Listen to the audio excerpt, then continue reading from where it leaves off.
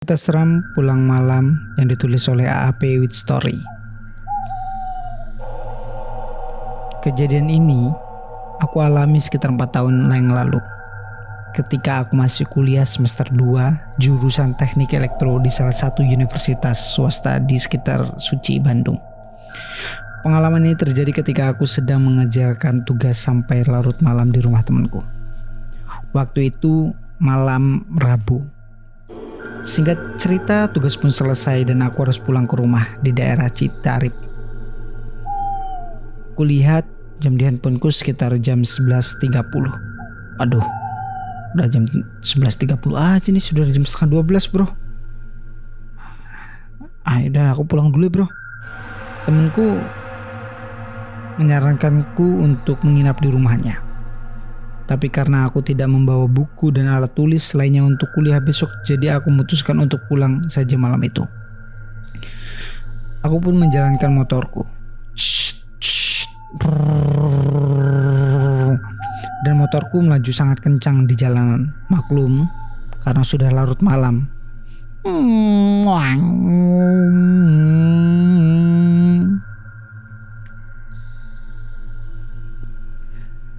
Ruas jalan ya tampak sepi ya karena malam hari. Aku pun masuk ke komplek perumahan yang sangat sepi. Biasanya kalau pagi di sini tuh ramai banget sampai macet.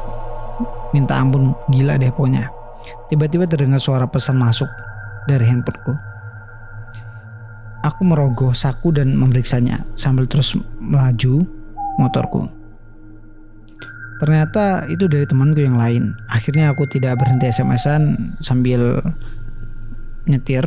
Ya memang cukup berbahaya, cuman ya ini kebiasaan di Indonesia. Akhirnya aku memutuskan untuk memelankan laju motorku. Tak lama aku masuki daerah lapangan, handphoneku berbunyi, menerima SMS lagi. Karena SMS-nya cukup panjang, lalu aku pun menghentikan laju motorku untuk membacanya. Aku pun berhenti di samping kanan di dekat taman, tepat pada pohon ketiga. Aku berhenti di sana dan membalas SMS temanku tanpa mematikan mesin motor.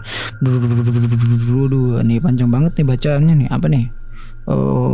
Malam itu suasana sangat dingin karena tadi memang habis hujan. Ketika selesai membalas SMS, tiba-tiba terdengar suara wanita dari arah taman itu. Mas, boleh minta tolong mas? Siapa tuh? Malam-malam ini ada orang. Refleks aku melihat sambil mencari-cari asal suara itu. Aku pun keheranan sambil melihat ke dalam taman yang gelap tanpa penerangan itu. Aduh, apa ya?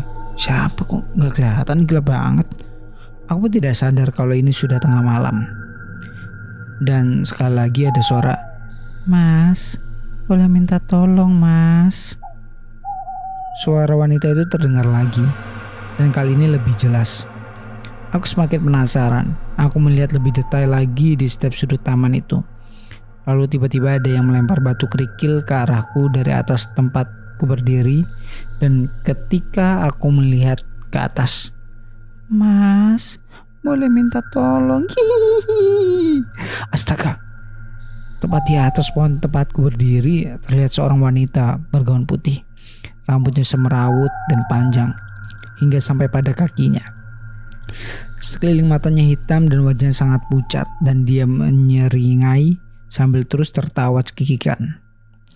Wanita itu cekikikan dengan nada yang sangat keras sambil melihatku dan menggerakkan gerakan kepalanya. Aku sampai tidak bisa bergerak. Dalam hati, dengan sekuat tenaga aku coba berdoa. Aku panik ditambah ketakutan yang luar biasa, tapi aku tidak bisa lari. Ada bisikan dari hati yang bilang jangan takut. Lalu aku mengambil satu batu kerikil yang agak besar dan melempar batu ke arah sok wanita itu, dan dia pun lenyap, terbang menjadi sebuah kain putih itu. Dia menghilang masuk ke dalam area taman itu. Setelah kejadian, dengan rasa gemetaran aku pun pulang. Tanpa mencuci kaki dan tangan, aku beranjak ke tempat tidur. Aku berusaha untuk tidur, namun entah kenapa wajah wanita itu masih terbayang-bayang dalam pikiranku. Mukanya yang pucat, rambutnya yang sangat panjang, serta matanya yang menatap ke arahku dengan lingkaran hitam di sekitar matanya. Jantungku kali ini berdegup kencang dan menjadi sesak seperti terhempit sesuatu yang besar. Dan terasa sebuah hawa dingin sangat menusuk ke badanku. Seketika bulu kuduku merinding dari ujung kaki hingga ujung rambut. Aku merasa merinding yang sangat hebat dan astaga dari getaran tanganku. Aku bisa merasakan sesuatu yang menyentuh. Kayak rambut. Ini apa nih di tangan kan? Kayak rambut. Pelan-pelan aku memberanikan diri untuk melihatnya. Astaga, rambut siapa nih? Seorang wanita sudah berada melayang di atasku. Badanku benar-benar tidak bisa bergerak sama sekali. Wajah wanita itu semakin mendekat, kali ini tepat di depanku. Dan dia berkata, "Mas, minta tolong gak? Boleh minta tolong?" Itulah hal yang terakhir yang aku ingat. Ketika terbangun aku merasa badanku sangat pegal. Dan esok harinya aku bercerita kepada orang di sekitar komplek. Ada yang tersenyum, ada yang menertawakanku karena satu persatu dari mereka pernah diganggu kuntilanak tersebut dan diikuti sampai ke rumah. Sejak kejadian itu, ketika pulang malam aku mencoba untuk memberanikan diri, berhenti di pohon yang sama tepat di mana aku berhenti pada jam yang sama, dan sampai sekarang sosok kuntilanak itu tidak pernah muncul lagi. Aku jadi penasaran pesan apa yang ingin makhluk itu sampaikan, kenapa dan bantuan apa ya yang dia inginkan. Begitulah cerita darinya AAP with Story. Mungkin cukup menarik sekali karena ini ada sosok yang dia meminta tolong gitu. Dan mungkin apakah benar, dan yang pasti jangan pernah percaya dengan cerita seperti ini. Anggap saja ini sebuah hiburan seperti menonton film-film seram yang ada di bioskop ataupun yang ada di handphone kalian. Saya Jatmiko, saya pamit undur diri. Wassalamualaikum warahmatullahi wabarakatuh.